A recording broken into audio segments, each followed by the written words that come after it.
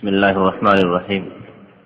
আলহামদুলিল্লাহি রাব্বিল আলামিন ওয়াস সালাতু ওয়াস সালামু আলা রাসূলিহিল কারীম ওয়া আলা আলিহি ওয়া সাহবিহি আজমাইন।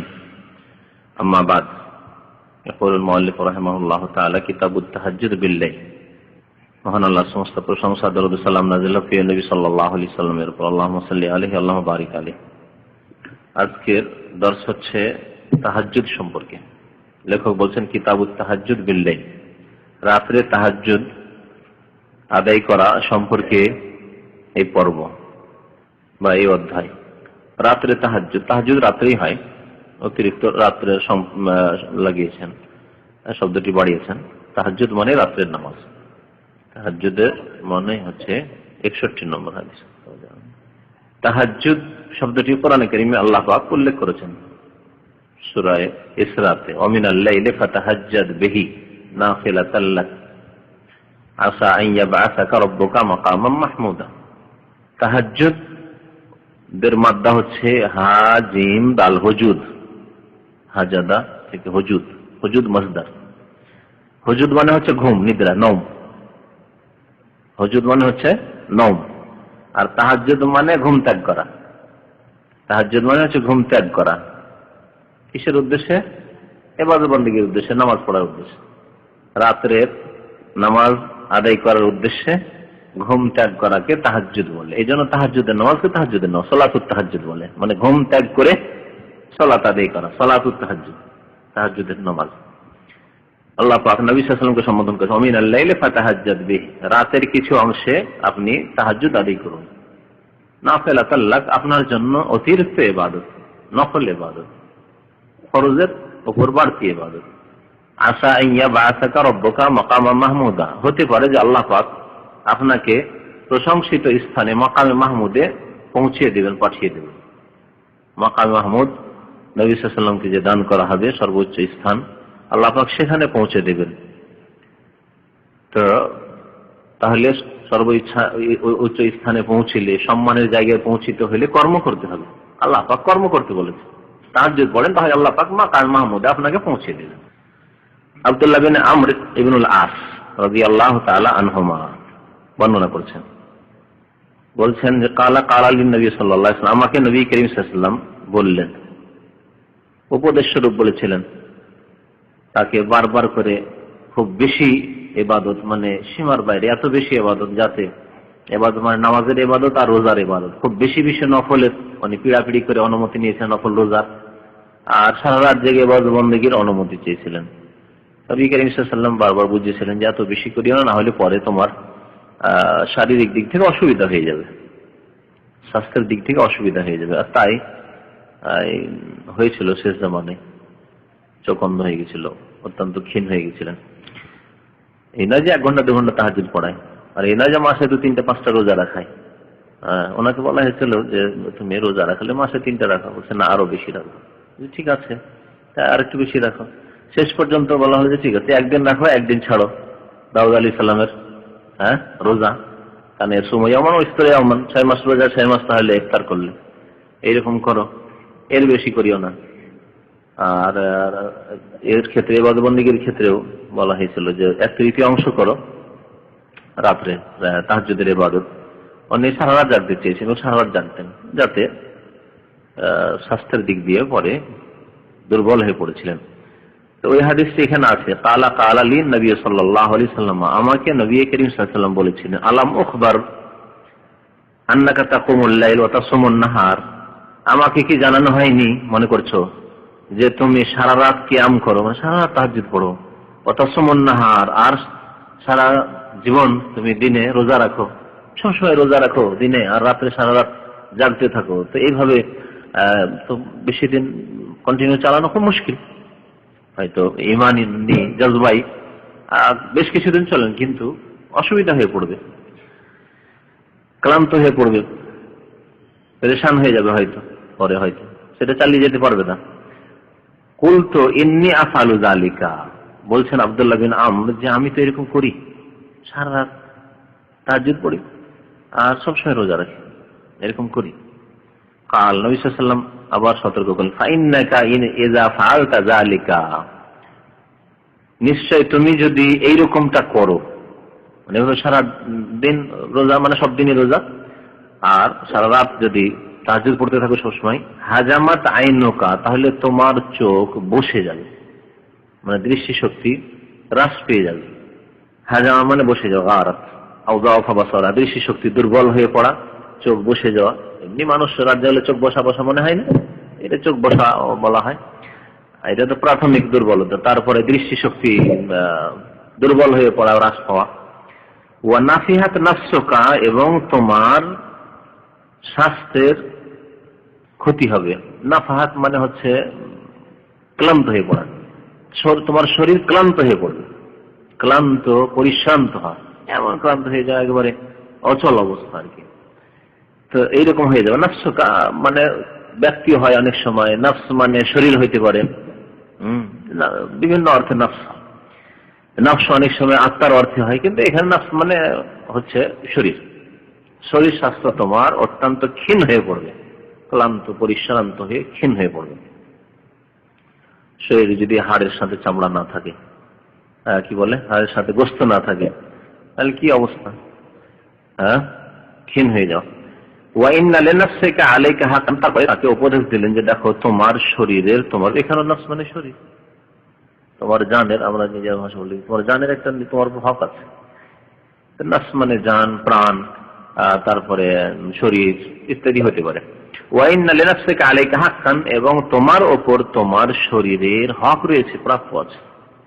শরীরের প্রাপ্য হচ্ছে যে শরীরের যে চাহিদা আছে, সে চাহিদা পূরণ করা।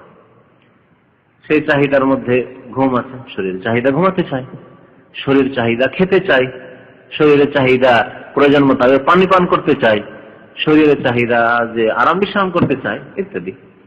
ওয়ালে আহলিকা আলাইকা হাক্কান, এবং তোমার পরিবারের তোমার উপর হক আছে, প্রাপ্য আছে।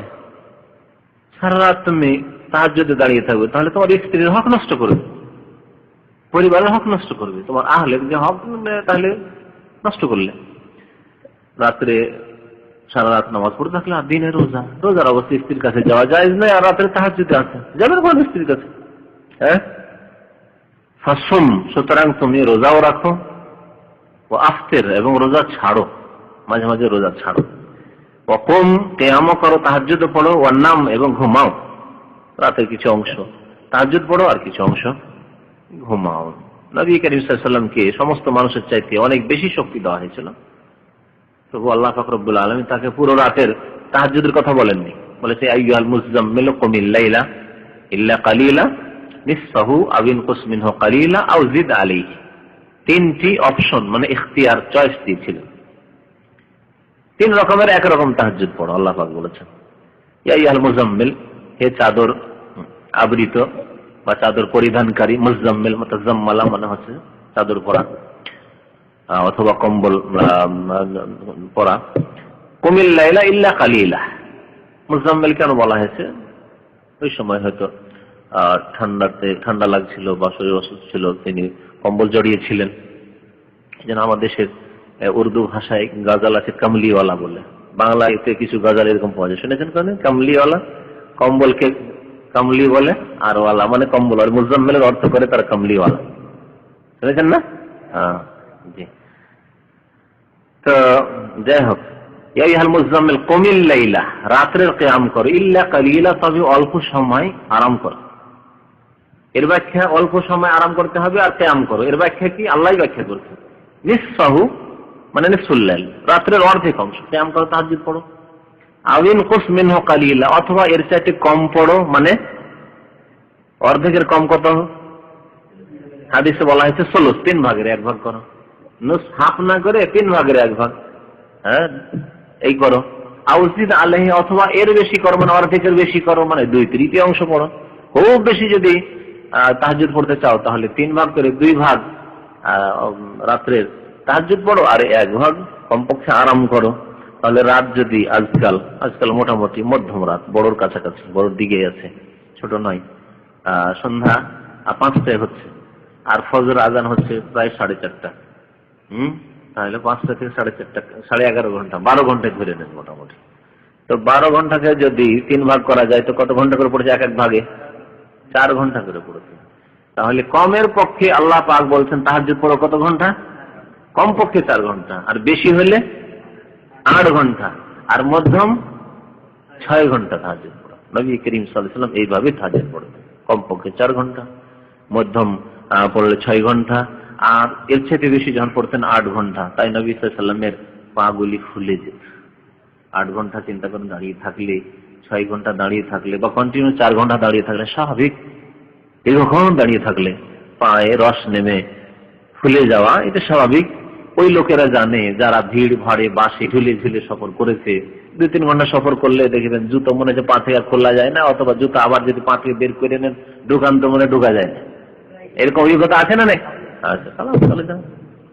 দুনিয়ার জন্য কষ্ট করে অভিজ্ঞতা জানা আছে, কিন্তু যদি বলে এইরকম অভিজ্ঞতা আছে তাহাজ্জুদ পড়ে কোনো পা ফুলেছে, তো আমাদের মধ্যে তো পাওয়া যাবে না। আল্লাহ কোনো বান্দা হয়তো কোনো জায়গায় থাকতে পারে। আল্লাহ আকবার। নবী সাল্লাল্লাহু আলাইহি ওয়াসাল্লাম এইভাবে তাহাজ্জুদ পড়েছেন।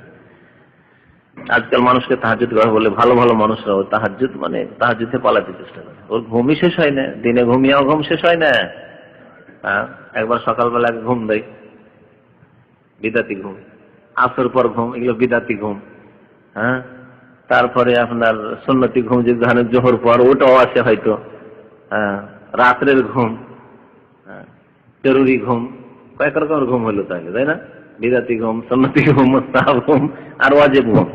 ওয়াজিব ঘুম হচ্ছে রাত্রের ঘুম, রাত্রে জাগতে থাকে, ইন্টারনেট এই সেই গল্প গুজব করে ওয়াজিব ঘুমের সময় জাগতে থাকে মানুষ আজকালকার। আর যারা হারাম করে তো ফিল্ম দেখা হারামে জাগতে থাকে, ওয়াজিব ঘুম ছেড়ে। জরুরি সকালে কাজ করবেন আপনি, যারই কাজ করেন, সুতরাং রাত্রে ঘুমাইতে হবে জরুরি, সেটা ছেড়ে দিয়ে হারাম কাজ করতে থাকে, হারাম জিনিস দেখতে থাকে। আর তারপরে যদি ফজর পর সুযোগ পায় তো ওই বিরাতি ঘুম ঘুমায়। ঠিক আছে না বিরাতি ঘুম বলা? সকালবেলা নবী সাল্লাল্লাহু কখনো ঘুমিয়েছে? ঘুমান। এই জন্য বিদাতি ঘুম বললাম। সে জায়েজ না যে সেটা আলাদা কথা, এটা দুনিয়াবি বিদাত, কিন্তু অপছন্দনীয় ঘুম অবশ্যই। হারাম নাজায়েজ না হলেও অপছন্দনীয় ঘুম। ওই রকমই সন্ধ্যার সময় ঘুম অপছন্দনীয়। ইবনুল কাইয়িম রাহমাতুল্লাহ আলাইহি এই ঘুমগুলির কথা অনেক ভাগ করে বয়ান করেছেন। মাগরিব এশার মাঝখানে ঘুম নিষিদ্ধ ঘুম, নিষেধ করেছে, ঘুমায় না, কারণ এতে এশা ছুটে যাবে। তাহলে ঘুম অনেক ভাগেরই আছে, যখন সুযোগ হলে তখনই ঘুম না, এরকম চলবে না। মুসলিমকে ঘুমাইতে হবে টাইম টেবিল দেখে, কখন আমার জন্য ঘুমানো ভালো, কোন ঘুমটা কাজে আসে। আমি যা দেখি সকালবেলার ঘুম সন্ধ্যাবেলা কোনো কাজে আসে না। সকালবেলা যদি সকাল থেকে 5 ঘন্টা ঘুমিয়ে থাকেন, আর দুপুর পর যদি একটু মেহনত করে নেন আসর পর্যন্ত, তো মনে হয় মাগরিব পর মনে হয় খুব ক্লান্ত হয়ে পড়েছেন। তাহলে সকালের ঘুম আর আসর পর কাজে আসলো না, বেকার, ঠিক না? কিন্তু যে দুপুরের কাইলুলা যেটাকে বলা হয়েছে, দুপুরে যদি ঘুমান, জোহর আসর মাঝে 1 ঘন্টাও ঘুমান, তাহলে ওই ঘুমটাতে আপনাকে সতেজ রাখবে আসর পরেও, মাগরিব পরেও, এশা পরেও অনেকক্ষণ, ঠিক কিনা? তাহলে সুন্নতি ঘুমের এই ফায়দা। আর সকালের ঘুম লাভ পাওয়া যাচ্ছে না। ওই রকমই জায়েজ আছে যদি রাত্রে ঘুম পুরা না হয়। আর যদি রাত্রে কার ঘুম পুরা হয়ে যায়, তাহলে না ঘুমিয়ে ভালো কিছু কাজ করা উচিত। ইসলামিক কিতাব পড়ুক, ইসলামিক আলোচনা শুনুক। রাত্রে 6 ঘন্টা ঘুম হয়েছে, 5 ঘন্টা 6 ঘন্টা যদি রাত্রে ঘুম হয়ে যায়, তাহলে দিনে 1 ঘন্টা আর ঘুমানো যথেষ্ট। জোহর পরে যদি বিশেষ করে ঘুমাইতে হয়, কিন্তু যারা হয়তো সারাদিন ডিউটি করছে, জোহর পরে হয়তো ঘুমাইতে পারবে না, বলা যেতে পারে তাদের ক্ষেত্রে যে করুক, ঘুমাক সকালবেলা কিছু, যাদের ঘুম অসম্পূর্ণ আছে। কিন্তু ঘুম সম্পন্ন হওয়ার পরেও দেখছি যে কাজ কাম তো নাই, ডিউটি তো 9টায়, রাত্রে যদিও 6 ঘন্টা ঘুমিয়েছি, সকালে 5 ঘন্টা পেয়েছি, 6 5 11, আবার জোহর পরে খেয়ে দিয়ে পেলাম আর 1-2 ঘন্টা, তাহলে 13 ঘন্টা। এইরকম যদি ঘুম ঘুমায় তাহলে তো বেকার হয়ে যাবে, শরীর স্বাস্থ্য কুড়া হয়ে যাবে, কুড়া বুঝেন, অকেজ হয়ে যাবে। তো সাহাবায়ে কেরামরা এইরকম ইবাদতবন্দি করতেন। আজকাল আধা ঘন্টা কাউকে তাহাজ্জুদ পড়তে বলা হইলে লোক পাওয়া যায় না, যে কেউ তাহাজ্জুদ পড়তে উৎসাহী হবে, উঠবে, এইরকম লোক পাওয়া যায় না, আল্লাহর বান্দা পাওয়া যায় না। আধা ঘন্টার অভ্যাস করেন, 2 রাকাতে যদি 5 মিনিট করে, আগে না 5 মিনিট লাগতে বেশি হয়ে যায়, 5 8 40 মিনিট হয়ে যায়, তাই না? আরো কমিয়ে দেন 4 মিনিট, 4 8 32, ঠিক আছে। তো এইরকম যদি কমপক্ষে শুরু করেন আপাতত, তবু তো ধীরে ধীরে বাড়তে পারে। আধা ঘন্টা 40 মিনিট, 1 ঘন্টা যথেষ্ট। এইরকম চেষ্টা করা উচিত। যারা বেশি ঘুমাচ্ছে তারাও বেঁচে আছে, যারা কম ঘুমিয়েছে বা কম ঘুমাচ্ছে তারাও বেঁচে আছে, বরং তারা হয়তো অনেক স্বাস্থ্যবান হয়ে আছে ওদের চাইতে যারা বেশি বেশি ঘুমিয়ে পেট বড় করে। তো এই হাদিস ইমাম বুখারী রাহমাতুল্লাহি আলাইহি বাবু তাহাজ্জুদ বিল্লাইল, রাত্রে তাহাজ্জুদ পড়া সম্পর্কে এই অধ্যায়ে নিয়ে এসেছেন। আর তাহাজ্জুদের সম্পর্কে যে হাদিস, আব্দুল্লাহ বিন আমর ইবনে আস যে তাহাজ্জুদ পড়তেন, খুব বেশি সময় লাগিয়ে সারা রাত জাগতেন, নবী সাল্লাল্লাহু আলাইহি ওয়াসাল্লাম সেটাকে সুন্নতের এতে নিয়েছেন, যাতে করে শরীরের খেয়াল থাকে, পরিবারের খেয়াল থাকে। তারপরে রাতের কিছু অংশ হতে পারে মেহমান, তার সাথে বসে কিছু কথা বলার প্রয়োজন হয়। যদি এশা পরে গল্প করা, দুনিয়ার কোনো গল্প করা অপছন্দ নেই। এশা পরে দুনিয়ার গল্প করা, পার্থিব গল্প গুজব করা অপছন্দনীয় একটি হাদিসে বলা হয়েছে। এশার আগে ঘুমানো অপছন্দনীয়, নবী সাল্লাল্লাহু আলাইহি ওয়াসাল্লাম কানা ইয়াকরাহু মানে নিষিদ্ধ, নবী সাল্লাল্লাহু যেটাকে ঘৃণা করতেন সেটা নিষিদ্ধ। বিভিন্ন স্তর আছে, আপনি ঘুমাবেন না, কারণ এশা জামাত ছুটে যেতে পারে। অথবা এমন হইতে পারে যে রাতে 11টা 12টা হয়ে গেল, আপনার নামাজের সময় চলে গেল, এটা হইতে পারে অনেক সময়, জাগাবার লোক না থাকে। ওই রকম এশা পরে গল্প গুজব করতে থাকলে সময় চলে যাবে, তারপরে ফজর উঠতে অসুবিধা হইতে পারে। সেজন্য এশা পরে গল্প গুজব করতে নিষেধ করা হয়েছে। ইমাম বুখারী রাহমাতুল্লাহ আলাইহি একটি অধ্যায় কাম করেছেন যে যদি দিনই আলোচনা হয়, দিনের কথা হয়, সেই জমানার কথা, সেই জমানায় মানুষ দুনিয়ার কাজ করতো না এশা পরে।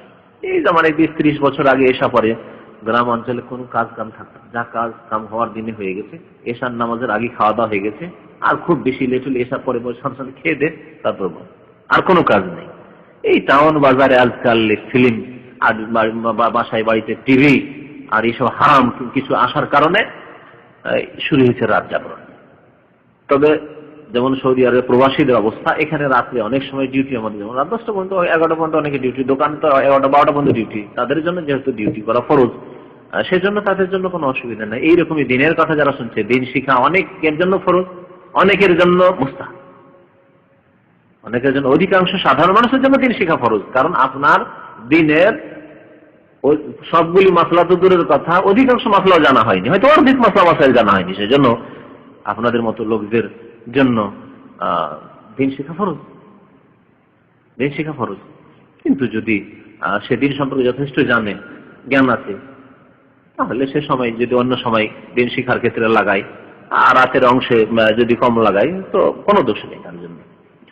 যাই হোক, দিনের কথা আলোচনা করা, দিনের কথা শোনানো, এগুলি এসব পরে ঠিক আছে। বাকি কথা হলো দুনিয়ার জন্য না জায়গায় উচিত, যদি আপনার কাজ কাম বাধ্য না করে, মানে ডিউটিতে আপনি বাধ্য না হন। তারপরের হাদিস নিয়ে আসা হয়েছে ইস্তিখারার হাদিস। ইমাম বুখারী রাহমাতুল্লাহ আলাইহি তাহাজ্জুদের পর্বে ইস্তিখারার হাদিস নিয়েছেন এবং তাতে একটি অধ্যায় নিয়ে আসছেন বাবু মাজা ফি তাতাওয়ুই মাসনা মাসনা। এই অধ্যায় হচ্ছে নফল নামাজ 2-2 রাকাত বা সুন্নত নামাজ 2-2 রাকাত করে পড়া সম্পর্কে। সাহাবায়ে কেরামদের আমলে সুন্নত নামাজ সাধারণত 2-2 রাকাত করে পড়া হতো। যদি বিশেষ ক্ষেত্রে কোনো সুন্নত 4 রাকাত একসাথে এক সালামে পড়া যায় যাচ্ছে বা প্রমাণিত আছে, কিন্তু উত্তম হচ্ছে আমভাবে যে কোনো নফল নামাজ, যে কোনো সুন্নাত নামাজ 2-2 করে পড়া। আর বিশেষ করে যদি রাতের নামাজ হয়, বিশেষ করে যদি রাতের নামাজ হয়, কারণ কি হাদিস সালাতুল লাইলি মাসনা মাসনা, রাতের নামাজ 2-2 রাকাত করে, রাতের নামাজ 2-2 রাকাত করে, 2 রাকাত পড়েন সালাম ফিরেন, 2 রাকাত পড়েন সালাম ফিরেন। তো এই ইস্তিখারার হাদিস নিয়ে এসে যেহেতু ইস্তিখারায় 2 রাকাত নামাজের কথা আছে, ইমাম বুখারী প্রমাণ করতে চাইছেন যে সুন্নত নামাজ, নফল নামাজ 2-2 রাকাত করে, ইস্তিখারা নামাজ সুন্নত 2 রাকাত করে পড়া। ইস্তিখারা দিনেও করা যেতে পারে। তো ইমাম বুখারী রাহমাতুল্লাহ আলাইহি রাতের নামাজের অধ্যায় নিয়ে এসেছেন, এতে এতটুকু হয়তো তিনি বলতে চাইছেন যে রাতে নির্জনতা থাকে, রাতে মানুষের খুশু খুজু আন্তরিকতা আসে, রাতে বেশি করে ডাকতে পারে, যেটা হয়তো দিনের আলোতে দিনের কর্মব্যস্ততায় হয় না হয়তো, সেজন্য রাত্রে কেউ যদি ইস্তেখারা করে তো ভালো কথা। উম্মে সালমা রাদিয়াল্লাহু তাআলা আনহাকে যখন পয়গাম দিয়েছেন নবী করিম সাল্লাল্লাহু আলাইহি ওয়াসাল্লাম, তো তিনি যোহরের নামাজের পরে ইস্তেখারা করেছিলেন, কারণ এখনই তাড়াতাড়ি জবাব দিতে হবে, বিয়ে করবো না, পয়গাম এসেছে, প্রস্তাব এসেছে। এইরকম যদি হয় যে এখন হঠাৎ করে একটা সিদ্ধান্ত নিতে হবে করবো কি করবো না, তাহলে তাড়াতাড়ি 2 রাকাত নামাজ পড়ে ইস্তেখারা করেন, দিনে হোক সকালে হোক বিকেল হোক যে কোনো সময়। আর যদি রাত্রে কেউ করে তো ভালো। তবে ইস্তেখারা সম্পর্কে স্বপ্ন দেখা এবং স্বপ্ন দেখার ইন্তজার করা, বারবার নামাজ পড়ে যে সেই স্বপ্ন কিছু দেখতে হবে, এই হাদিস সহিহ নয়, এই হাদিস হচ্ছে জাল, সহিহ না। হ্যাঁ, ইবনে সুন্নির কিতাব, ইবনে সুন্নি ইমাম নাসাইর ছাত্র, ইমাম নাসাইর ছাত্র ইবনে সুন্নি, তার একটি কিতাব আছে আমালুল ইয়াউমি ওয়াল লাইলা কিতাবের নাম, ওই কিতাবে হাদিস এই উল্লেখ করা হয়েছে স্বপ্ন দেখার। তো এর উপরে আস্থা করবেন না, স্বপ্ন দেখবো আর জানবো তাহলে করবো, এর উপরে আস্থা করবেন না। এর উপর আস্থা করা মানে জালহারি হিসেবে আমল করা। কিন্তু কোন মানুষ ইস্তেখারা করলো, ইস্তেখারা মানে কল্যাণ তলব করা, খায়ের কামনা করা, আল্লাহর কাছে খায়ের কামনা করলো, একাধিকবার করতে পারে, একবার যথেষ্ট, কিন্তু একাধিকবার বারবার কয়েকদিন করতে পারে। আর তারপরে যদি কেউ স্বপ্নে দেখে নেই, দেখে নিল কোনো কথা, কিন্তু স্বপ্নে দেখতেই হবে, আর না হইলে আমি কাজ শুরু করবো না, না, এটা বিদাতের পর্যায়ে চলে যাবে। আর এই বিদাতি ধারণা আছে। কল্যাণ কামনা করে আল্লাহ পাকের কাছে ইস্তেখারা করে, আল্লাহ তোমার কাছে কল্যাণ কামনা করি, কাজটি যদি ভালো হয় তৌফিক দাও, আর যদি এতে সার থাকে তাহলে ফাসরিফু আননি ওয়াসরিফনি আনহু, আমাকে ওর থেকে ফিরিয়ে দাও, আর এই কাজকে আমার থেকে ফিরিয়ে দাও। ওয়াকদুল লিল খায়রি হাইসু কানা, যেখানে আছে কল্যাণ আছে সেটা আমার ভাগ্যে জুটিয়ে দাও, তোমার জেনে, এবং তাতে আমাকে সন্তুষ্ট রাখো। এই ইস্তেখারা এইভাবে করবেন। ইস্তেখারা ফরজ কাজের ক্ষেত্রে করবেন, না সুন্নত কাজের ক্ষেত্রে, না জায়েজ কাজের ক্ষেত্রে, না হারাম কাজের ক্ষেত্রে? কাজ অনেকগুলি, তাই না? ফরজ কাজ, সুন্নত কাজ, ইস্তেখারা করবেন না করবেন না? হ্যাঁ, ফরজ কাজ ইস্তেখারা করবেন। জোহরের নামাজ পড়তে যাবেন, ইস্তেখারা করে দেখি পড়ুন না, চলো নাকি? হ্যাঁ, এই বছর হজ করবেন, হজ ফরজে আছে, আচ্ছা হজ করবো কি করবো না, ইস্তেখারা করে দিয়ে করবেন না। টাকা হয়েছে, এই বছর হজ ফরজে আছে, হজ করতে যেতে হবে, ইস্তেখারা নেই, আল্লাহর হুকুম। পয়সা হয়েছে, হজ করতে হবে। সুন্নাত, কোন সুন্নাত কাজ, আমার জীবন আমি বিয়ে করবো না, বিনা বিবাহিত থাকবো, ইবনে তাইমিয়ার মতো, ইস্তেখারা চলবে? চলবে? এখানে চিন্তায় পড়ে গেছেন কিন্তু। হ্যাঁ হ্যাঁ, না না, মাফি দুই রকম। একটা হচ্ছে আমি আমার লাইফে বিয়ে করব না করব না, এর ইস্তেখারা করা, এটার হুকুম একটা। আর একটা হচ্ছে যে মাহমুদের বংশে ওর মামাতো বোন আছে, আমি বিয়ে করব না করব না। দুটো মাসলায় পার্থক্য আছে। কেন মাহমুদের বংশেও বিয়ে করা যায়, আর তরিকের বংশেও বিয়ে করা যায়, হেলালের বংশ বিয়ে করা যায়। মুস্তাহাব নাই যে এর বংশে মুস্তাহাব, এর বংশে সুন্নাত না, যে কোনো যায়, যে কোনো মুসলিম পরিবারে বিয়ে করা যায়, ঠিক না? তাহলে এই ক্ষেত্রে জায়েজ কাজে ইস্তেখারা আছে। কিন্তু আমি আমার জীবনে বিয়ে করব না, অথচ সাবালক মানুষ, বিয়ের খরচ আমার কাছে আছে, মোহর দেওয়ার পয়সা আছে, আমার হিম্মত আছে, আমি কাজ করে খাওয়াইতে পারবো, তারপরে আবার ইস্তেখারা বিয়ে করবো না আল্লাহ, বিয়ে সুন্নাত তো মুআক্কাদা কমপক্ষে। আর অনেক ক্ষেত্রে ওয়াজিব, যার গুনাহ হচ্ছে বা গুনাহ হওয়ার সম্ভাবনা আছে, যৌন চাহিদা বেড়ে আছে, ওয়াজিব বিয়ে করা, ফরজ বিয়ে করা, গুনাহ থেকে বাঁচতে পারছে না, হস্তমৈথুন হয়ে যাচ্ছে। অনেক যুবকের আছেন এবং অনেক যুবকের দুর্বলতা আছে, সুতরাং মাসলা আরো স্পষ্ট ভাষায় বলতে হয়। কারো যদি জেনা নয়, জেনা পর্যায়ে পৌঁছানো, শুধু হস্তমৈথুন। আর আমার কাছে পার্সোনাল অনেকে এরকম, অনেকে বলে না একটু পার্সোনাল প্রশ্ন আছে, তো আপনি একটু চলে যান, শুনেছেন আমার অফিসে বসে থাকলে, তো অনেক এরকম প্রশ্ন আসে। তো যেখানে হস্তমৈথুন হয়ে যাচ্ছে, তার হস্তমৈথুন থেকে বাঁচা ফরজ না ফরজ নয়? যখন ফরজ, হস্তমৈথুন থেকে বাঁচার রাস্তা হচ্ছে বিয়ে করা। স্ত্রী থাকলে হস্তমৈথুন হবে না, সুতরাং বিয়ে করা গুনাহ থেকে বাঁচা ফরজ, আর গুনাহ থেকে বাঁচার পথ হচ্ছে বিবাহ, স্ত্রীর কাছে রাখা, সুতরাং বিবাহ করা ফরজ। দেশে যেতে চাইছেন, এক্সিট যাবেন না ইস্তেখারা করবেন না করবেন না? করা যাবে, কারণ এখানে থাকাও জায়েজ আর দেশে থাকাও জায়েজ। তাহলে এক কথায় ইস্তেখারা জায়েজ কাজে, হারাম কাজে ইস্তেখারা। হ্যাঁ, আমার বাসার উপর ডিশ লাগাবো না চলবে? হ্যাঁ, আমি দাড়ি কাটবো না, হ্যাঁ, আমি সিগারেট ছাড়বো না, ইস্তেখারা। আল্লাহ সিগারেট যদি কল্যাণ থাকে তো সিগারেট রাখো, আর যদি সিগারেটে মঙ্গল না থাকে তাহলে চলবে? হারাম। ওর ইস্তেখারা হচ্ছে খায়ের তলব করা হচ্ছে, তুমি হারাম থেকে বাঁচো, ছেড়ে দাও। সুতরাং শুধু জায়েজ কাজে ইস্তেখারা। ব্যবসা বাণিজ্যের ক্ষেত্রে ইস্তেখারা, ব্যবসা যে কোনো হালাল ব্যবসা করা যেতে পারে, কিন্তু ইদানিং দেখছেন যে মোবাইল ব্যবসা তো ভালোই চলছে, তারপর আমি চালাতে পারবো কি পারবো না, ইস্তেখারা করবে, ঠিক না?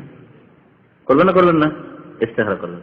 কিন্তু সৌদি আরবে এসছেন, কি করবো, কাজ করবো কি করবো না, শুয়ে থাকবো, ইস্তেখারা চলবে? ইস্তেখারা না, কাজ করে খাওয়া ফরজ, সাবালক হয়েছেন, কাজ করে খেতে হবে। সুতরাং আমি কাজ করবো না, ঘুমিয়ে থাকবো, এটা চলবে না। এসছেন কাজ করেন। চাকরি করবো না ব্যবসা করবো, হ্যাঁ এটাও যায় ওটাও যায়, এখানে ইস্তেখারা আছে। বুঝতে পেরেছেন? ইস্তেখারার বিষয়টিকে এইভাবে বুঝে নিলে ইস্তেখারাতে আর কোনো সংশয় থাকবে স্পষ্ট। জাবের বিন আব্দুল্লাহ রাদিয়াল্লাহু তাআলা আনহুমা, ছেলে বাবা দুজনই সাহাবী, ওখানে আব্দুল্লাহ বিন আমর রাদিয়াল্লাহু তাআলা আনহু দুজনই সাহাবী, বলছেন কানা রাসূলুল্লাহ সাল্লাল্লাহু আলাইহি ওয়াসাল্লাম ইউআল্লিমুনাল ইস্তিখারাতা ফিল উমুরি কুল্লিহা, আমাদেরকে রাসূলুল্লাহ সাল্লাল্লাহু আলাইহি ওয়াসাল্লাম আমাদের সমস্ত কাজে ইস্তিখারা শেখাতেন। সমস্ত কাজে সমস্ত জায়েজ কাজ, সমস্ত কাজে এখানে সমস্ত জায়েজ কাজে, যার জন্য কল্যাণ তলব করা হয় যে আল্লাহ কল্যাণ হবে কি হবে না এতে, কিন্তু যেখানে করণীয় করতে হবে, ফরজ ওয়াজিব সুন্নাত করতে হবে, যেখানে বর্জনীয় হারাম না যায় ছাড়তে হবে, ওইগুলো এই ওমর থেকে উদ্দেশ্য করানি। ওমর এখানে ওমর আল মুবাহা, মুবাহ জায়েজ কাজে আমাদেরকে নবী সাল্লাল্লাহু আলাইহি ওয়াসাল্লাম ইস্তিখারা শিখাতেন। কত গুরুত্ব দিয়ে, কামা ইউআল্লিমুনা সূরাতা মিনাল কোরআন, যেমন কোরআনে কারীমের সূরা আমাদেরকে শেখাতে ওইভাবে, তাহলে ইস্তিখারার দোয়া ওইভাবে মুখস্থ করাতেন নবী সাল্লাল্লাহু আলাইহি ওয়াসাল্লাম। সাহাবায়ে কেরাম যেইভাবে সূরা ইখলাস, নাস, ফালাক, ফিল, কুরাইশ, অন্যান্য কোরআনের সূরা আয়াত মুখস্থ করেছেন গুরুত্ব দিয়ে। ইস্তিখারা সম্পর্কে আমাদের তাহলে অবহেলা আছে। ইস্তিখারার দোয়া অনেকে মুখস্থ রাখেন না, যদি হাত উঠাতে বলি তো লজ্জা পেয়ে যাবেন, এখন 10টা লোক বেরোবে না, তাই না? আর অনেক ফতোয়া জিজ্ঞাসা করছে ইস্তিখারাটা বাংলায় পড়লে হবে না, বাংলাদেশে তো বলবে না। নামাজে যেহেতু এই সুন্নতি দোয়া এটি আত্তাহিয়াতের মতো, দরুদ ইব্রাহিমের মতো, এটাকে আরবিতেই পড়তে হবে। হ্যাঁ, অতিরিক্ত আপনি এই দোয়া ছাড়াও আপনি আল্লাহর কাছে নামাজের বাইরে আল্লাহর কাছে দোয়া করেন, সেটা আলাদা কথা, কিন্তু ইস্তিখারার এই দোয়া আপনাকে মুখস্থ করতে হবে যদি ইস্তিখারা করতে চান। আর ইস্তিখারা কেন করবেন না? ইস্তিখারা করা আছে আপনার কল্যাণ আছে। এক তো নবী সাল্লাল্লাহু আলাইহি ওয়াসাল্লামের সুন্নাত পালন হলো, এটা হচ্ছে ঈমানি কল্যাণ, হ্যাঁ দ্বীনি কল্যাণ। আর দুনিয়াবি কল্যাণ হচ্ছে যে যেই ব্যক্তি ইস্তিখারা করবে সেই ব্যক্তি অনতপ্ত লজ্জিত হবে না। আশা করি আল্লাহ পাক তাতে খের করবে, বরকত দেবে ইনশাআল্লাহ। আল্লাহর কাছে আপনি কল্যাণ তলব করলেন, আল্লাহ পাক ইনশাআল্লাহ তাতে কল্যাণ করবেন। দুটি কাজ করতে বলা হয়েছে, একটা হচ্ছে ইস্তিখারা, একটা হচ্ছে ইস্তিশারা। তাহলে মানুষ অনতপ্ত লজ্জিত হবে না, একাই পড়ে যাবে না। হ্যাঁ, ইস্তিখারা তো বুঝলেন, আল্লাহ পাকের কাছে কল্যাণ তলবের দোয়া। ইস্তিশারা মানুষের সাথে পরামর্শ করা। যারা বড় মানুষ রয়েছেন, বড় মানুষ মাতা পিতা, পরামর্শ করেন। আপনি বিদেশে আসবেন আর মা বাবার সাথে কোনো পরামর্শ নেই, বিয়ে করবেন আর মা বাবার সাথে কোনো পরামর্শ, ঠিক আছে আপনি সাবালক মানুষ, আপনি শিক্ষিত মানুষ, আপনি বুঝছেন কোথায় বিয়ে করবেন, কিন্তু মা বাবাকে আপনাকে উপেক্ষা করে পরামর্শ নেই ঠিকঠাক করে নিয়ে এখন বাপকে বাধ্য করছেন যে ওখানে চলো বিয়ে। আজকালকার যুবকরা এরকম হয়ে গেছে, পরামর্শ করেন না, অনতপ্ত হইতে হবে, পরামর্শ করতে হবে। এইরকম মাতা পিতা ছাড়া যদি বড় ভাইরা থাকে, বড় ভাইয়ের সাথে পরামর্শ করা, বিবাহ শাদীর ক্ষেত্রে, ব্যবসা বাণিজ্যের ক্ষেত্রে, বিদেশ যাওয়া না যাওয়ার ক্ষেত্রে, ছুটি যাবো না ঈদ যাবো ইত্যাদি যতগুলি দুনিয়াবি কাজ আছে, অথবা যেসব কাজ বিলম্ব করা যায়, এখনো করা যায়, করবো না এইসব জিনিস পরামর্শ নেওয়া ভালো কাজ। পরামর্শ নিলে আপনার ব্রেনে হয়তো কোন একটা পয়েন্ট ধরেনি, অন্যের পরামর্শতে আপনার উপর স্পষ্ট হলো, ক্লিয়ার হলো, এটাতে একটা ফায়দা আছে। পরামর্শ নিলে যাদের কাছে পরামর্শ নেবেন, আপনার ডানে বামে যেসব আত্মীয় স্বজন, আপনজন, বন্ধু বান্ধব আছে, তারা অসহযোগ আন্দোলন করবেন না, সহযোগিতা করবেন। যদি ফেঁসেও যান, পরামর্শ নিয়ে কাজ শুরু করে তারা ফেঁসেও যান, তাহলে সহযোগিতা করবে। উদাহরণস্বরূপ বাবা মায়ের পরামর্শ নিয়ে আপনি বিয়ে করেছেন, তারপর দেখা গেল যে শ্বশুর পরিবার বা স্ত্রীটা ভালো হলো না, তাহলে মা বাবা সাহায্য করবে না, সহযোগিতা করবে না, ভালো পরামর্শ দিবে, আপনার জন্য কোনটাতে কল্যাণ আছে, কি করবে আর কি তোমার এখন করা উচিত, পরামর্শ দেবে। কিন্তু যদি তাদেরকে আউট করে দিয়ে বা বাধ্য করেন তাদেরকে, অনেক সময় আউট করলেন না, ঠিক আছে কিন্তু যেতে হবে, বিয়ে আবার দিতে হবে, ছেড়ে করলেন না, কিন্তু এমন করলেন কল কাবজা যে ও যেতে হবে, বিয়ে ওখানে দিতেই হলো, ছেলে বাধ্য করছে। মাদ্রাসায় বেশ কিছু শিক্ষকরা, আজকালকার মাদ্রাসার পরিবেশ কলেজ ইউনিভার্সিটির মতো হইতে লেগেছে। মাদ্রাসায় এক হেড শিক্ষক বলছে একটা ঘটনা, বলছে আজকালকার জামানায় ছাত্রকে ছুটি না দিলে কোনো উপায় নেই। ছাত্র পায়জামা পরে আর পাঞ্জাবি গায়ে দিয়ে সেজে আর ব্যাগটা করে এসে বলছে, হুজুর, যে এলাকা বলে হুজুর, যে এলাকা বলে মৌলানা বা উস্তাদ, বাড়ি যাবো ছুটি দেন, এখন কি করবেন আপনি? ছুটি দেবেন না? হ্যাঁ বলেন, ছুটি দেবেন না? আপনি জ্ঞানী শিক্ষক, ছুটি দেবেন? অনেকে বলছে না। যদি না দেন, না দিলে আমাদের দেশে যেমন বলে, হ্যাঁ, ইজ্জত থাকবে না, আপনার মান সম্মান বেশি। তারপরে প্রস্তুত হয়েছি যাওয়ার জন্য, ছুটি পাবো কি পাবো না ঠিক নেই, সুতরাং আগে প্রস্তুতি লাভ।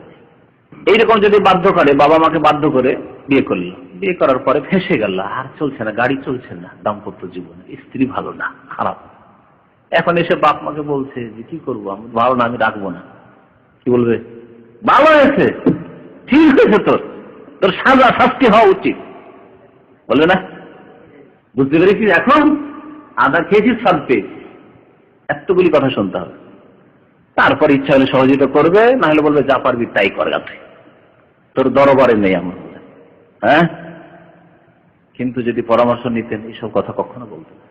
আমাদের আমাদের পরামর্শ নিয়ে তো আমরাই তো বিয়ে দিয়েছি, সুতরাং ভালো পরামর্শ দিতে হবে যাতে সমস্যার সমাধান হয়। পরামর্শ এই জন্য করা যে কোনো কাজের ক্ষেত্রে, আর ইস্তেখারা করা। নবী করিম সাল্লাল্লাহু আলাইহি ওয়াসাল্লাম ইস্তেখারা শিখিয়েছেন, ইস্তেখারার দোয়া মুখস্থ করে নেবেন। দেখুন, কমপক্ষে বিদেশে এসছেন, এখন যারা বিবাহ শাদী করে এসছেন তাদের তো ঠিক আছে, বলবো যে 2 বছর বা 1 বছরের ছুটি পেলে যেতে হবে। কিন্তু বিবাহ শাদী করে আসেননি, এখন ছুটি যাবো না আরো কিছুদিন থেকে যাবো, যাই বাবা মা দেখা সাক্ষাৎ তো ঠিক আছে, ওটাও কিন্তু ওই রকম জরুরি ব্যাপার নয়। দেখা সাক্ষাৎ অনেক সময় হয়তো আর্থিক সহযোগিতা করা বেশি জরুরি। বাবা মায়ের কাছে যাওয়ার চাইতে হয়তো আর্থিক সহায়তা, টাকা পয়সা পাঠানো বেশি জরুরি। অনেক পরিবার এমন আছে, কিন্তু অনেক পরিবার আবার উল্টো আছে, যে হয়তো মায়ের বাবার একটাই ছেলে, ও টাকা পয়সা চায় না, আর সচ্ছল বাড়িতে, বলছে না তোমার টাকা পয়সা তুমি তাড়াতাড়ি এসো, তাহলে সেটি তখন ভিন্ন কথা। 5 ভাই আছেন, আর কাজ করার কেউ নেই, এখন আপনার কাজ করার দরকার, টাকা পয়সা বাড়িতে পাঠানো দরকার বাবা মায়ের জন্য। বিবাহ শাদী করেননি, তাহলে এখন এখানে থাকেন। এইসব ক্ষেত্রে ইস্তেখারা করবেন, 2 বছর আমি যাবো না আরো 1 বছর বিলম্ব করবো। আপনাদের বিভিন্ন ক্ষেত্রে ইস্তেখারার প্রয়োজন, সুতরাং ইস্তেখারার দোয়া মুখস্থ করবেন। নবী সাল্লাল্লাহু আলাইহি ওয়াসাল্লাম কি বলতেন? ইয়াকুলু বলতেন, ইযা হাম্মা আহাদুকুম বিল আমরি, কোন কাজের যখন তোমাদের কেউ ইচ্ছা করবে, কোন কাজের ইচ্ছা করবে মানে জায়েজ কাজের ইচ্ছা করবে, হারাম কাজ নাজায়েজ কাজের ইচ্ছা করাই জায়েজ নয়, আর ফরজ ওয়াজিব কাজের ইচ্ছা করতেই হবে, সুতরাং এগুলি এর আওতাভুক্ত না। যখন কোন মানুষ কোন কাজের ইচ্ছা করবে তোমাদের মধ্যে থেকে, ফালিয়ারকা রাকাতাইনে মিন গায়রিল ফারিজা, ফরজ ছাড়া 2 রাকাত নামাজ যেন পড়ে নেয়। 2 রাকাত নামাজ ফরজ ছাড়া পড়বে, তাহলে ফরজ নামাজ দিয়ে না, সুন্নাত নফল 2 রাকাত নামাজ পড়ে নেবে। সুম্মা লিয়াকুল, অতঃপর বলবে, আল্লাহুম্মা ইন্নী আস্তাখিরুকা বিইলমিকা, হে আল্লাহ, তোমার কাছে তোমার ইলমের যে গুণ আছে তার মাধ্যমে, আল্লাহর ইলমের গুণকে আপনি ওসিলার মাধ্যম বানান। আল্লাহর সিফাত দিয়ে দোয়া করা এই হাদিস দ্বারা প্রমাণিত। ওসিলা, জায়েজ ওসিলা সম্পর্কে বলি, জায়েজ ওসিলা কয়টি জানা আছে? 3টি। একটা হচ্ছে আল্লাহর নাম এবং গুণাবলীকে ওসিলা বানানো, এই হাদিস এটা প্রমাণিত।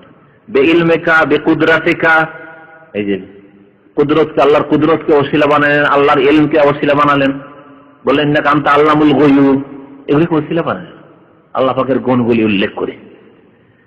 আর আরেকটি জায়েজ ওসিলা হচ্ছে বা সুন্নতি ওসিলা হচ্ছে নিজের ঈমান এবং আমল, ঈমান এবং নেক আমলকে মাধ্যম বানানো।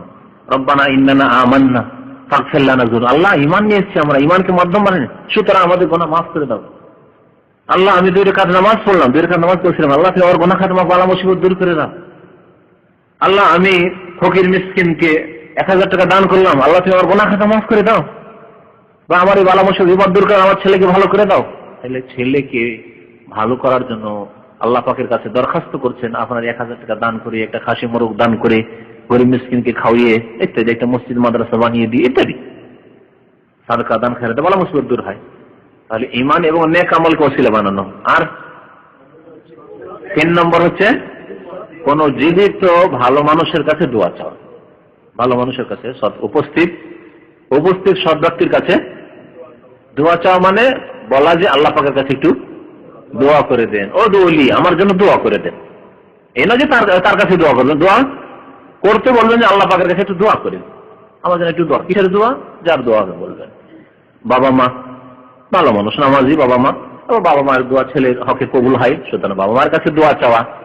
এইরকমই দাদা দাদি, নানা নানি, বাবা মায়ের পর্যায়ে কিন্তু আমরা বাবা মানে শুধু বাবা মা বুঝি না, আব্বা আম্মা যেমন তেমনি দাদা দাদি, তেমনি নানা নানি, এরা সব এদেরকে আল্লাহ পাক আবা এবং উম্মাহাত বলেছে, এরা বাপ মার পর্যায়ে। সুতরাং দাদা দাদির কাছে দোয়া চাওয়া, নানা, আজকালকার জামানায় পশ্চিমা সভ্যতা চলে আসছে, দাদা দাদির সাথে কোনো সম্পর্ক নেই, নাতিস নানা নানির সাথে কোনো সম্পর্কই নেই, অথচ বাবা মায়ের মর্যাদাই তারা।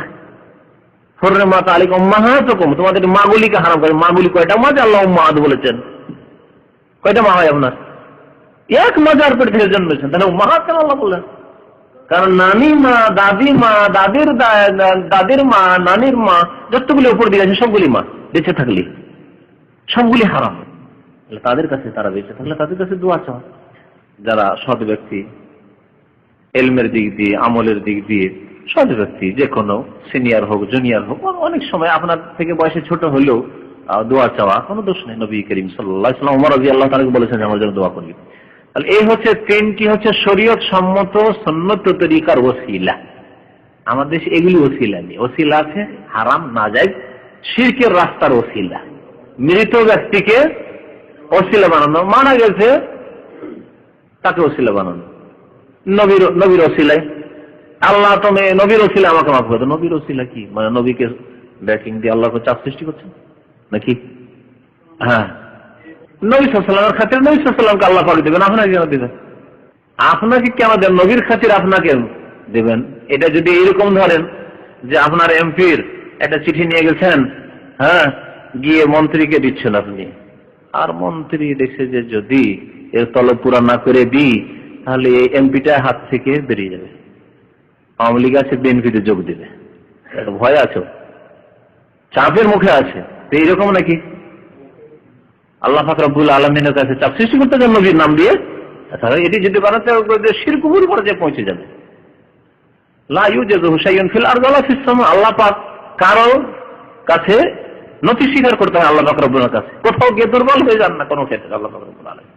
আপনি যদি এরকম মনে করেন তাহলে আপনার ঈমানই হারা হয়ে যাবে। তাহলে নবী সাল্লাল্লাহু আলাইহি ওয়াসাল্লামের ওসিলায় বলার উদ্দেশ্য কি আপনার? আর নবী সাল্লাল্লাহু আলাইহি ওয়াসাল্লাম যদি নবী সাল্লাল্লাহু আলাইহি ওয়াসাল্লাম মর্যাদার কথা বলেন, নবী সাল্লাল্লাহু আলাইহি ওয়াসাল্লাম মর্যাদা, তিনি তার মর্যাদা আছে, তার নেক আমল আছে, তিনি পাবেন, আপনি পর কিসের অধিকার?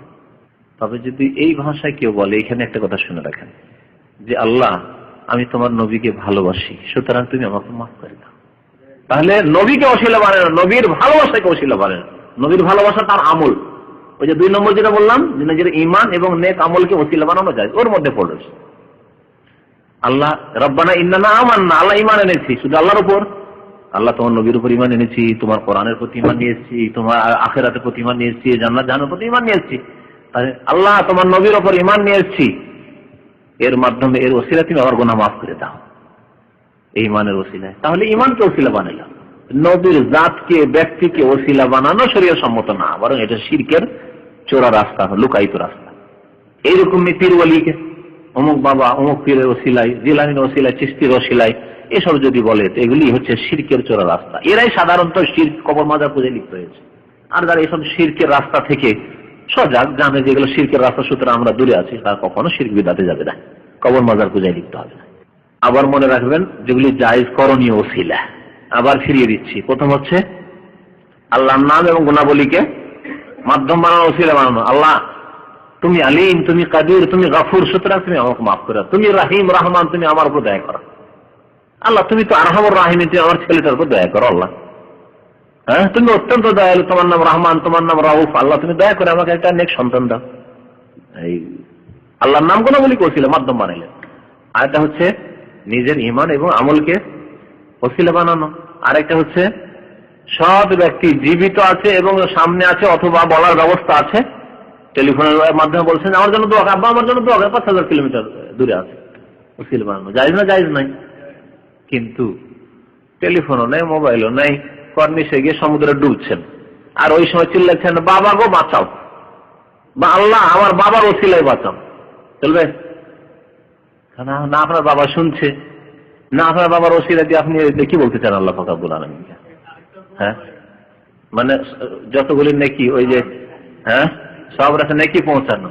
আপনাদের চিটাগাং মাহফিলের যে বক্তা সাহেব, তার ভাষা এভাবে বলে যে আমরা যে 5 দিন ধরে তাফসীর কোরআন মাহফিল করলাম, আল্লাহ এই নেকি তোমার নবী পাকের রওজায় পৌঁছে দেন। সব নেকিগুলো চিটাগাং থেকে নিয়ে এবার মদিনায় নবী পাকের রওজায় পৌঁছে দিলেন। তাহলে আপনাদের কাছে কি থাকলো? কিছু থাকলো না, এতিম মিসকিন বেচারা। বিনাতি তরিকা আপনাদের বেশি প্রয়োজন আছে, সুতরাং নেকিগুলো নিজের জন্য রাখেন। আর নবী সাল্লাল্লাহু আলাইহি ওয়াসাল্লামকে নেকি পৌঁছানোর জন্য দরুদ পড়া, প্রত্যেক নামাজে দরুদ পড়তেই হবে। আসসালামু আলাইকা আইয়ুহান নবী আত্তাহিয়াত পড়তেই হবে, নেকি তো পৌঁছাচ্ছেন। তারপর এর আগে আরেকটা কথা বলেছি, প্রত্যেক ইবাদত বন্দেগীর একটা করে ভাগ নবী সাল্লাল্লাহু আলাইহি ওয়াসাল্লাম পাচ্ছেনই। শুধু নামাজ রোজার নাই, যে এখানে এসেছেন, এই রাস্তা দেখিয়েছে কে যে এখানে এসেছেন। হিন্দু আসে না কেন? খ্রিস্টান আসে না কেন? হ্যাঁ, আপনি আসছেন এখানে। সুতরাং এই রাস্তা নবী সাল্লাল্লাহু আলাইহি ওয়াসাল্লাম দেখিয়েছেন আমাদেরকে। সুতরাং আমরা যে এখানে এসে যেটুকু নেকি পাবো সমানভাবে প্রত্যেকের, আমরা প্রত্যেকে যতটা পাবো প্রত্যেকের। এখানে যদি 60 জন 50 জন লোক থাকে তাহলে 60 জনের নেকি একাই নবী সাল্লাল্লাহু আলাইহি ওয়াসাল্লাম পেলেন। কত নেকি তাই নবী সাল্লাল্লাহু আলাইহি ওয়াসাল্লামের খাতে যাচ্ছে। আর তারপরেও আপনার তাফসীর কোরআন মাহফিলে সব পাঠিয়ে দিলেন, কোরআন খানি করলেন, কোরআন খতম করলেন, তারপরে এই কোরআন খতমের নাকি সব রেসানি, রেসানি শব্দটি ফার্সি, রেসানি মানে পৌঁছানো, আর সব মানে নেকি, নেকি তা সব পৌঁছেই দিলেন। তো বাকি থাকলো কি? কিছু থাকলো না। এমন কেউ পাগল আছে দুনিয়ার ক্ষেত্রে যে 1000 রিয়াল বেতন পেল, বেতন পাওয়ার পরে সে নিজের বাবা মাকেও পাঠালো না যে বাড়িতে খরচ হবে, আর নিজেও রাখলো না, নিয়ে সে কোনো বন্ধুকে দিয়ে দিল। হ্যাঁ, আছে কেউ? বন্ধুকে দেন তো, নবী সাল্লাল্লাহু আলাইহি ওয়াসাল্লামের বংশের যারা আছে করে ওরা কি দেন? দেবেন কেউ? যে হালত যে নেগলি সবগুলি পৌঁছে দিচ্ছে, জানেই না, কিছুই মনে করে না, জানেই না, জাহেল, যে এইভাবে পৌঁছে দিলে সব দিয়ে দিলাম তো আমরা খালি খেয়ে গেলাম, সর্বহারা হয়ে ইয়াতিম হয়ে কিয়ামতের দিন হাজির হব, এটা বুঝেই নেই। আসল কথা হচ্ছে হ্যাঁ, এটা সহ নিজের হাতে নেওয়া, দিয়ে দেওয়ার পরে আল্লাহ বলবেন হে বাতে নিয়ে নেওয়া জায়েজ নয়। নবী বলছে আল আয়েদ ফিল হেবাতে, কেউ দান করে দেওয়ার পরে যদি ফিরে বলে রিটার্ন চাই, যে আপনাকে দিয়েছিলাম ওই যে লুঙ্গিটা দিয়েছিলাম ফিরান দেন, আমাকে দেন। কাল কালবে কুকুরের মতো, হ্যাঁ, ইয়াউদ ফি কাইহি, কুকুরের বদ স্বভাব আছে, কি করে? খাওয়া দাওয়ার পর বমি করে, বমি করার পর বমিটা আবার ফেলবে না, ও চেটে নেবে। তো যেই ব্যক্তি দান করলো, দান করার পরে যদি বলে যে আমি ফিরিয়ে চাই, তাহলে কাল কালবে বলা হয়েছে, তো এরকম করবে নাকি আবার কিয়ামতের দিন? বলে ফিরিয়ে দেন, দিয়েছিলাম দিয়ে তো ভুল করেছি, তাফসীর কোরআন মাহফিলের সেটা সব নেকিগুলো 5 বছর 10 বছর যা করে পাঠিয়ে দিচ্ছি, এখন তো সর্বহারা, দেন ফিরান। ঠিক আছে, সালাম পৌঁছার কথা বলতে হবে না, এমনি পৌঁছে দেবে। নবী সাল্লাল্লাহু আলাইহি ওয়াসাল্লাম হাদিস আছে, ফেরেশতা ঘুরতে আছে আর এমনিতে সালাম পৌঁছাবে। সুতরাং অন্য দোয়াগুলি করেন, হে আল্লাহ নবী পাকের রোজা আমার সালাম পৌঁছে দেয়, সব বলার দরকার নেই। সাহাবারা এরকম বলতেন না। তো আল্লাহুম্মা ইন্নী আস্তাগফিরুকা বিইলমিকা, হে আল্লাহ তোমার কাছে কল্যাণ তলব করি তোমার ইলমের মাধ্যমে, তোমার ইলমের গুণের মাধ্যমে। ওয়া আস্তাকদিরুকা, তোমার কাছে ক্ষমতা তলব করি, কুদরত, ক্ষমতা তলব করি, ক্ষমতা চাই, বিকুদরাতিকা, তোমার যে ক্ষমতা শক্তির গুণের মাধ্যমে। ওয়া আসআলুকা মিন ফাদলিকাল আযীম, এবং তোমার মহা অনুগ্রহ আমি কামনা করি। ফাজল মানে অনুগ্রহ, আযীম মহা অনুগ্রহ কামনা করি। ফাইন্নাকা তাকদিরু, কারণ আপনি সর্বশক্তিমান, তাকদিরু ওয়ালা আকদিরু, আমার কোনো শক্তি নেই। ওয়া তাআলা, এবং আপনি সবকিছুই জানেন। ওয়ালা আলাম, আমি কিছুই জানি না। ইন্নাকা আনতা আল্লামুল গায়ব, আল্লাহ সমস্ত অদৃশ্যের তুমি জ্ঞানী, বরং মহাজ্ঞানী। আল্লাম মুবালাগা, সমস্ত অদৃশ্য সম্পর্কে আপনি মহাজ্ঞানী, আমরা কিছু জানি না। আমার চোখের আড়ে কি আছে, কালকে কি হবে, আমার কাজটা ঠিক হবে না ভুল হবে, কিছু জানি না আল্লাহ। সুতরাং আমাকে তৌফিক দাও ভালো কাজে। আল্লাহুম্মা ইন কুনতা তাআলাম, হে আল্লাহ তুমি যদি জানো, মানে সন্দেহ নয়, মানে তুমি জানো, আন্না হাযাল আমরা খায়রুল লি, যে এই কাজটি আমার জন্য কল্যাণকর, ফি দীনি, আমার ধর্মীয় ক্ষেত্রে, ওয়া মাশি, আমার পার্থিব জীবনের ক্ষেত্রে, ওয়া আকিবাতে আমরি, আমার পরিণাম, কাজের পরিণামের ক্ষেত্রে, আকিবা মানে পরিণাম। আও কালা আজলে আমরি, বর্ণকারীর সন্দেহ যে আকিবাতে আমরি বলেছেন অথবা বলেছেন আজলে আমরি, মানে বর্তমান, আজল মানে এখন, এক্ষুনি, আমার বর্তমান কাজে, ওয়া আজলিহি, এবং পরবর্তীতে। কারণ অনেক কাজকর্ম আছে হয়তো এখনকার জন্য ঠিক আপাতত, কিন্তু এটা 2-4-10 দিন পরে ঠিক না। একটা খুব সুন্দরী মেয়ে দেখে বিয়ে করে, খুব সুন্দরী দেখে বিয়ে করলেন, বুঝতে পারলেন? তার এই সৌন্দর্য লাবণ্য আছে 1-2 বছর, 1-2 বছর। একটা ছেলে হলে এই সৌন্দর্য লাবণ্য মূল্য নেবে, কিসের মূল্য আছে? তখন তার আখলাক, তার চরিত্র, তার আদব কায়দা, সে আপনার শ্রদ্ধা করে কিনা, আপনাকে ভালোবাসে কিনা, আপনার বাবা মাকে ভালোবাসে কিনা, আপনার বোনদের বরদাস্ত করতে পারে কিনা, না আপনার বাড়ি বোনেরা আসলে বরদাস্ত হয় না, গায়ের জ্বালা হয়ে যায়, আপনার মা বাবা বৃদ্ধ, তোমার মা বাবার খেদমত তুমি করো, আর একবারে সুন্দরী রমণী, ওর সৌন্দর্য দেখে কি করবেন আপনি? চামড়া সুন্দর দেখে শুধু, ঠিক না? তাহলে নগদ নগদ কিছু ভালো আছে, কিন্তু ধারে পরবর্তীতে ভালো নয়, যেটা স্থায়ী ভাবে ভালো সেটাই আসল ভালো। সুতরাং দুটোই দিক দেখতে হবে। এই নয় যে শুধু নগদটা দেখলাম দেখতে খুব সুন্দরী, সে জন্য বিয়ে করে ফেলেছি, আর শেষে দেখা গেল যে ওই মেয়ের অন্য জায়গায় ভাবছো ভাই একটু যদি কালো হয়, সামলাও হয়, সাধারণত দেখা যাবে কালো সামলা যদি হয়, আর যদি পর্দা বাড়িতে থাকে তাহলে অনেকটাই ভালো আছে। পর্দা আছে সেজন্য ভালো থাকার চেষ্টা করেছে, আর যেহেতু অত আকর্ষণ ছিল না সেই জন্য মাছিও ভ্যান ভ্যান করে তার গায়ে বসার সুযোগ পায়নি। কিন্তু যদি সুন্দরী হয়, বেশি সুন্দরী হয়, আর ভালো থাকার অনেক সময় চেষ্টা করে, কিন্তু তারপরে মাছি ভ্যান ভ্যান করে বসার চেষ্টা করতে পারে, ঠিক না? বুঝতে পারছেন না আমার ভাষা?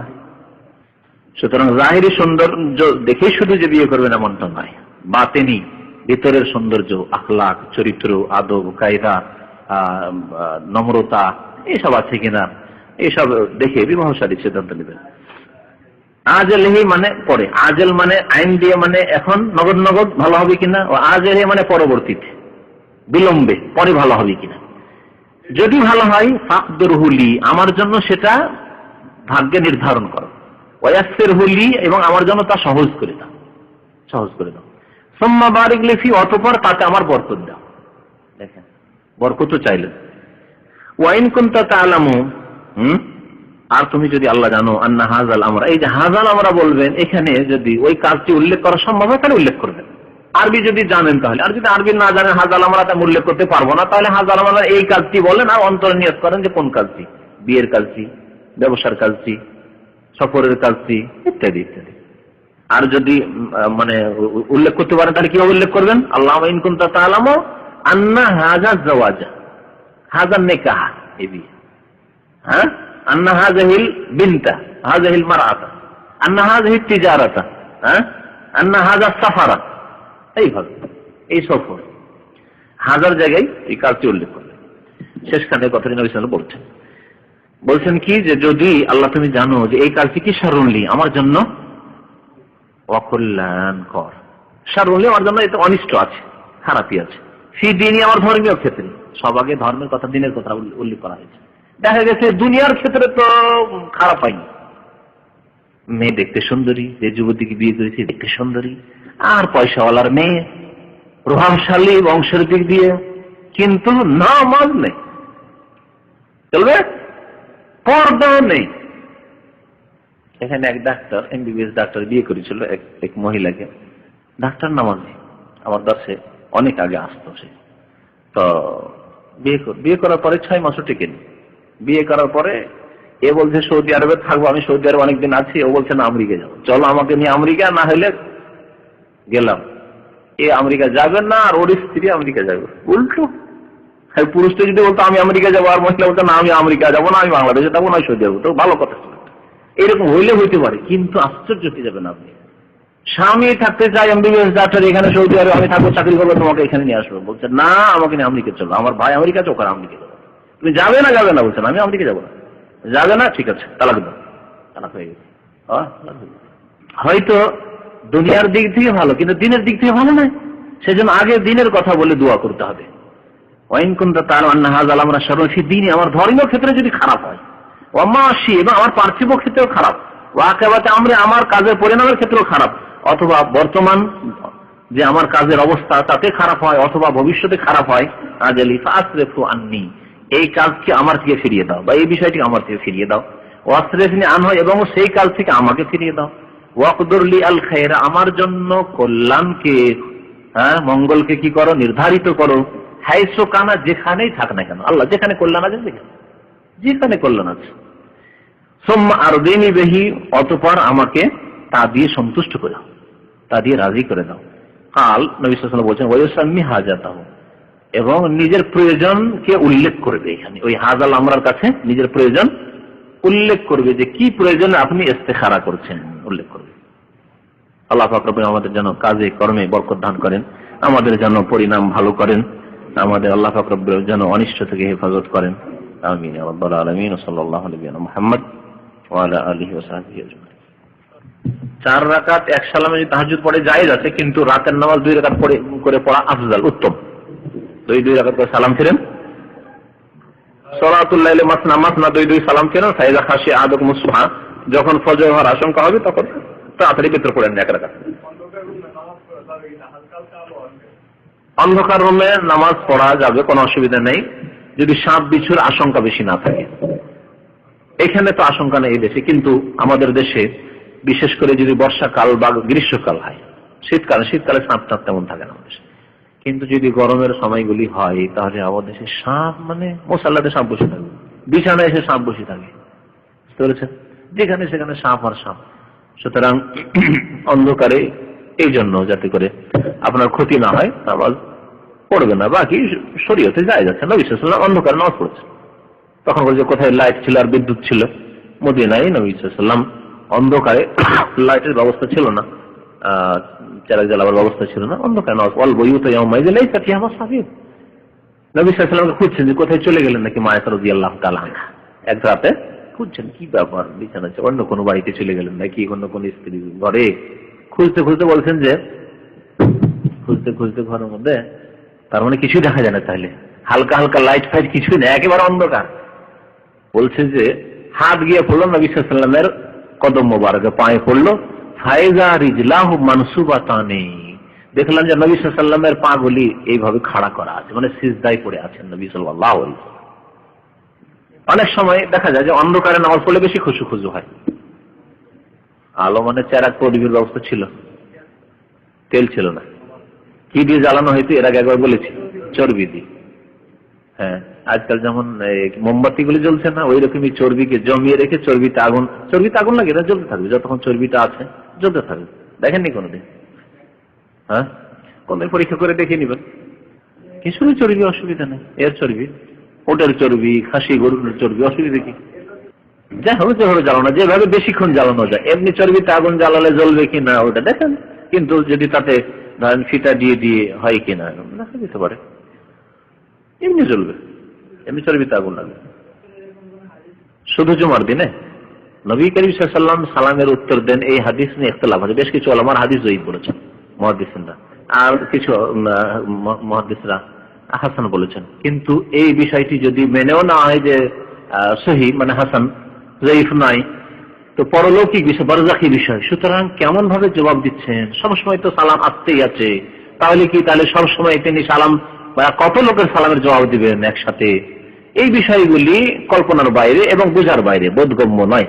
সুতরাং যদি যারা সহিহ মেনেছে এই বিষয়টিকে, তারা বলবে আমান্না বিহি, আমাদের ঈমান আছে পরলৌকিক বিষয়। আপনি চোখের সামনে যদি কবর খুলে বসে থাকেন, কবরে আযাব হচ্ছে দেখতে পাচ্ছেন, যে কবরে আযাব হচ্ছে দেখতে পাচ্ছেন না? অথবা নেক মানুষ আছে কবরে, জান্নাতের পোশাক পরানো আছে দেখতে পাচ্ছেন? কিছু দেখতে পান না, অথচ হাদিস আছে। বিশ্বাস করেন না করেন না?